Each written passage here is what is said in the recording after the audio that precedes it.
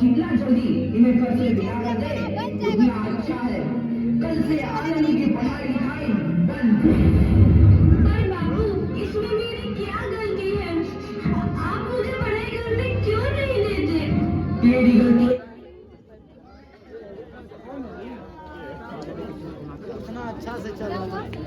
कि तू एक लड़की है।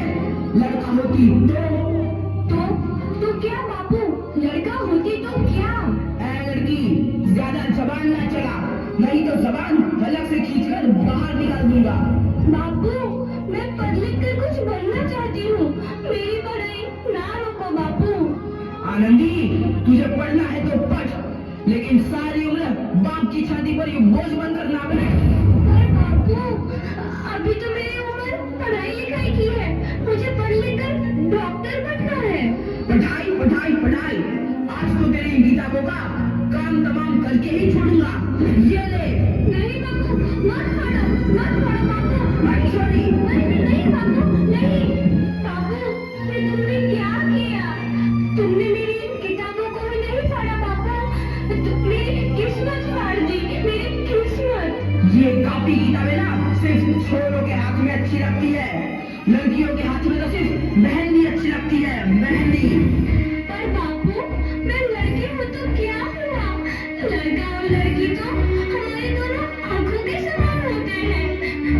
चुप कर आनंदी, और यह एहसान मान कि अब तक जिंदा है तू। कहीं बचपन में गला दबाकर मार दिया होता तो यह तेरी बकबक नहीं सुननी पड़ती आज। पर बाबू, मुझे तुम्हें हिलाना अच्छा ना लगे है। देख छोरी, जितना जल्दी हो तू चूल्हा जलाना सीख ले, उतना ही अच्छा है तेरे लिए। और हाँ, तेरा ब्याह तो होगा, वो भी कल के कल। अपना जीवन है तुम्हारी यही कहानी। आंचल में है दूध और आंखों में है पानी। मुझे माफ कर दे बेटी, तेरे बापू के जिद के आगे मेरी एक न चलेगी।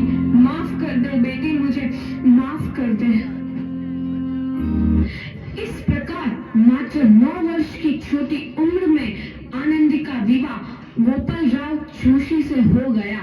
बाल विवाह एक सामाजिक कुरीति है और इस कुप्रथा का शिकार होना पड़ा आनंदी को। 5 वर्ष बाद आनंदी 14 साल की हो गई है। उसके घर एक शिशु ने जन्म लिया है। देखते हैं आगे क्या हुआ।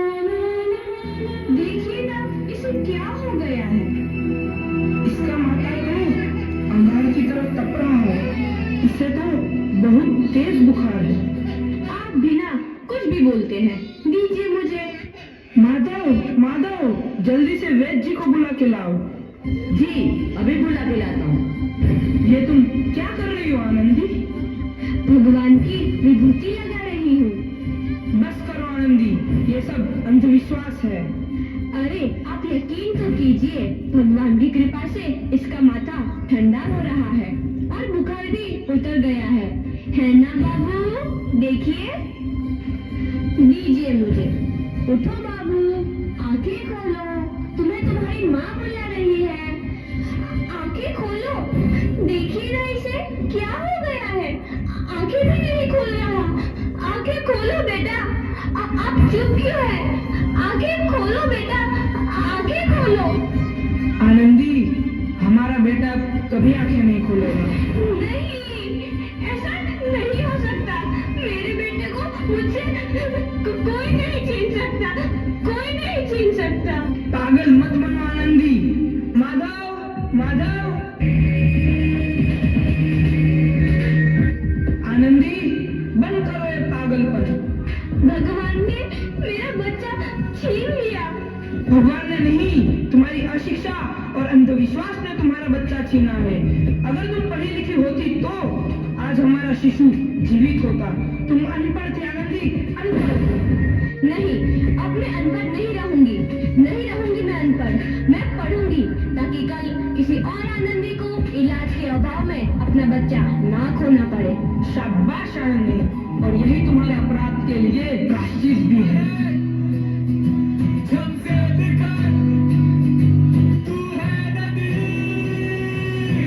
आनंदी, तुम्हारी 12वीं का परिणाम आ गया है।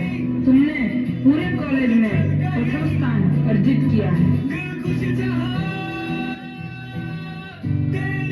आनंदी, तुम्हारी मेहनत रंग लाई है, तुम्हें शिक्षा वृत्ति मिली है। ये लो तुम्हारे अमेरिका जाने की टिकट। मुझे शिक्षा वृत्ति मिल गई, मैं अमेरिका जा रही हूँ। पर ये सब मैं अकेले कैसे कर पाऊंगी? पीढ़ी, अपने आप को इतना कमजोर क्यों समझ रही हो? फिर इतना पढ़ने लिखने का क्या फायदा? तुम अभी गवार की गवार नहीं हूँ मैं अब गवार।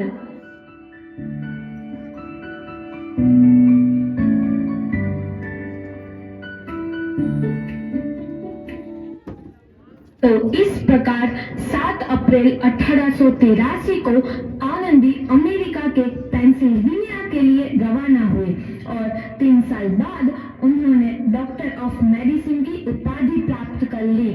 इधर आनंदी के पिता की तबीयत बहुत खराब है। आगे क्या होता है देखते हैं। लगता है अब मेरे जाने का समय आ चुका है। अब मैं नहीं बचूंगा। ऐसा मत बोलो। शहर के सिटी हॉस्पिटल में अमेरिका से डिग्री लेकर कोई बड़ा डॉक्टर आया है। एक बार वहाँ चलकर दिखा लेते हैं। हाँ, सही बोला भैया। कम से कम दिल को तसल्ली तो मिल जाएगी। हाँ हाँ, चलो चलो जल्दी हॉस्पिटल चलते हैं।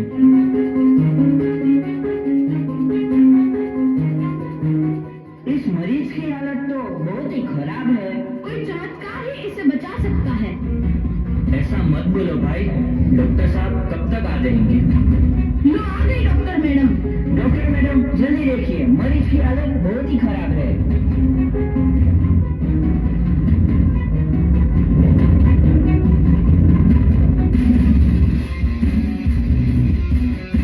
अब आप बिल्कुल ठीक हैं।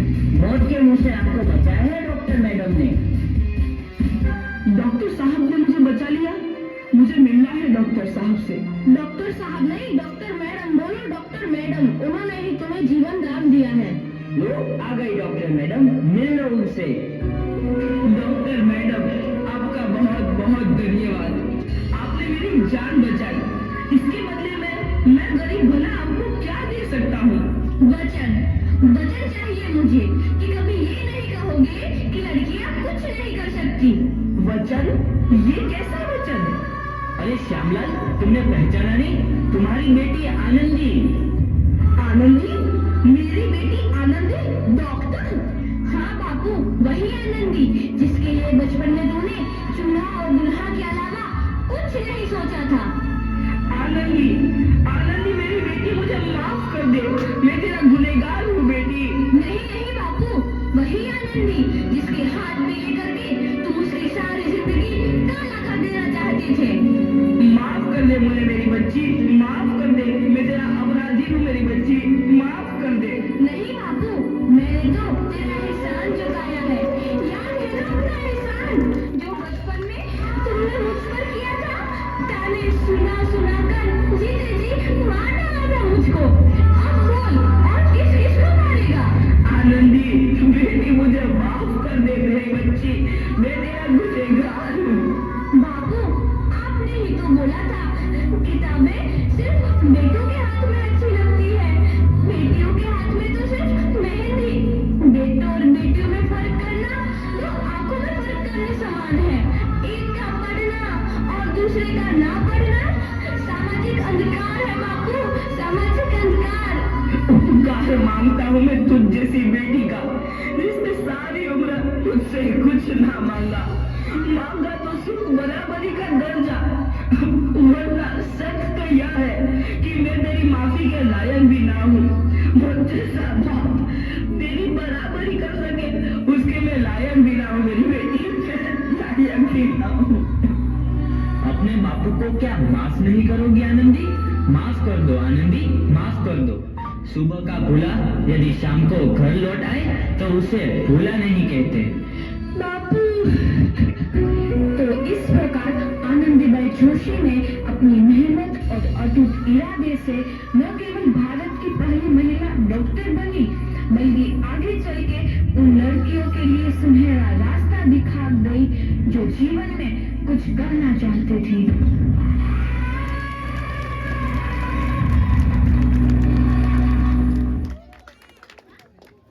ये केवल एक नाटक नहीं था, ये स्पेशली जो जीडीए टीम की तरफ से तैयार किया गया था। इसका मुख्य उद्देश्य नारी शिक्षा, उन पर विश्वास और एक बेहतर परिणाम के लिए। इसके अलावा कार्यक्रम की तो बहुत लंबी फहरिस्त है, लेकिन अब हमको कि हमारे सर के जाने का समय हो गया कि जब वो देखने लगे घड़ियां कि हमें जाना है तो हम उन्हें रोकते भी नहीं। ये आप लोग जा सकते हैं। बहुत बहुत धन्यवाद आपके द्वारा, बहुत अच्छा प्रयास। ये दिल की धड़कनें बता रही है कि अब